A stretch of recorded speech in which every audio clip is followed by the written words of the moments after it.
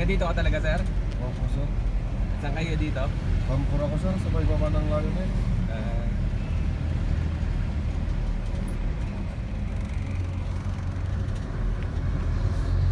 And summer, marami na naman pupunta dito ang turista, no?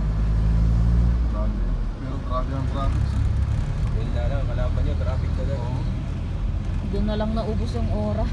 Tsaka diesel, gasolina.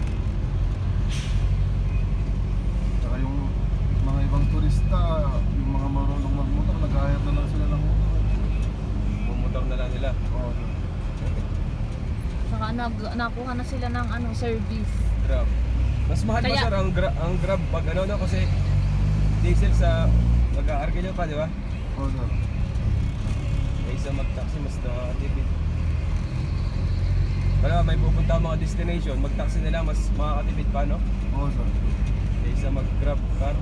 Tsaka kaya nagta-traffic, nagsisikip kasi halos yung mga Pero turista pag may sasakyan. talagang rush hour, sir, marami din nag-grab na taxi.